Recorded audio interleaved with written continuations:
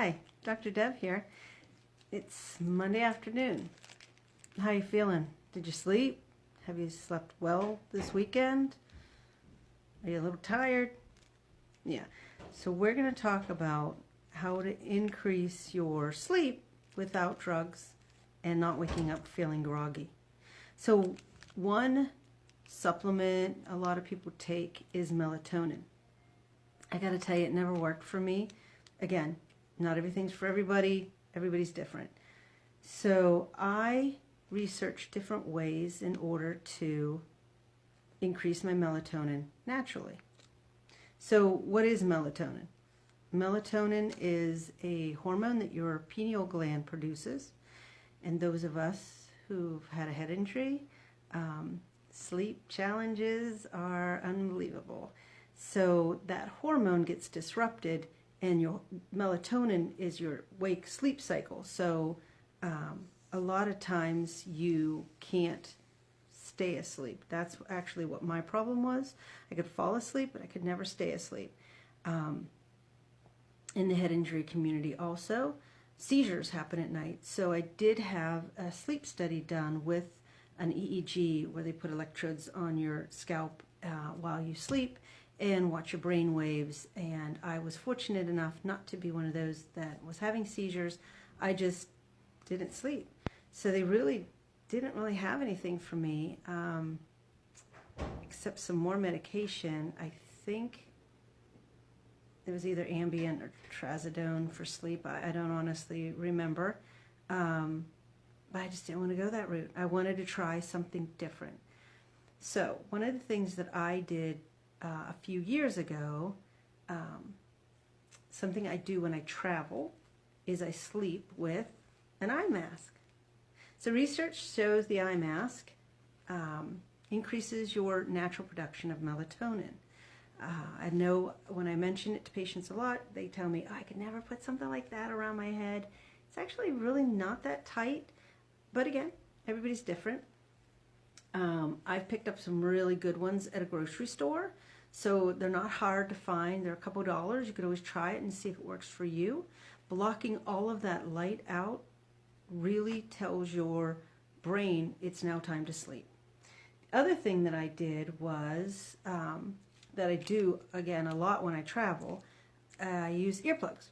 So these ones are the wax ones. They fit better in your ear canal as opposed to the styrofoamy ones that you roll down in your hand and then stick in your ear canal. Again, inexpensive. The wax ones, again, they fit better in your canal, but earplugs in general, for me personally, when I use those, I really focus on my breath. Your breathing is one of those things that you can control. So when you can control your breath and slow it down, so you've slowed down the inhale and you've slowed down the exhale, that signals to your nervous system just to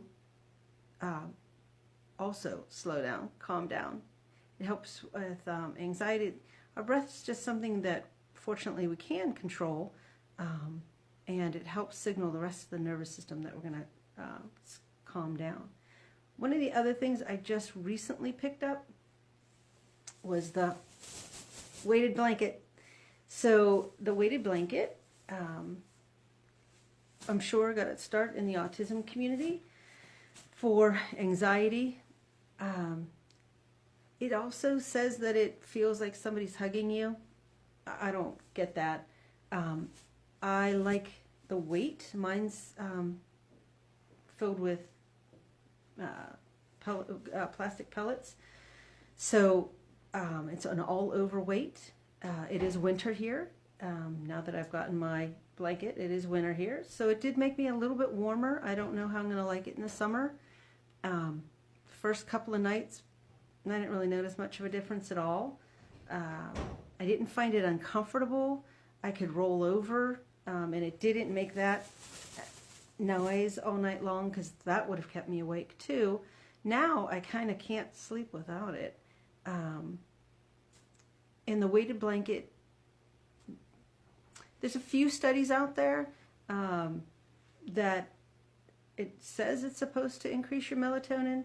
I think it also just gives you that, we swaddle babies for a reason, that hug throughout the night. The other thing that I've added, which will be backwards when I show this to you, is hemp oil. So I have a hemp oil product in the office that affects the CBD1 and CBD2 cannabinoid receptors in your brain for anxiety and just to, again, calm you down. My biggest problem really for me was that brain injury.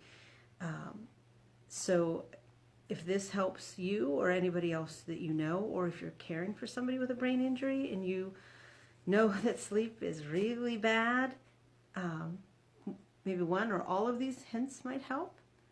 Please share it. And if you are an individual either with a brain injury or suffering or caring for somebody who does, please join my Facebook group, Post-Concussive Support of Southwestern PA.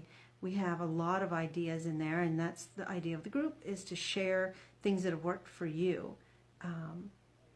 If you are just somebody who suffers with poor sleep, maybe some of these, and also look into chiropractic.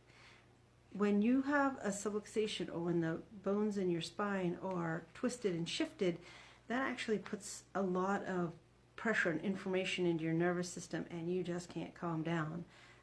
Possibly that's your challenge too, and again, you wouldn't know unless a chiropractor checked your spine for subluxation.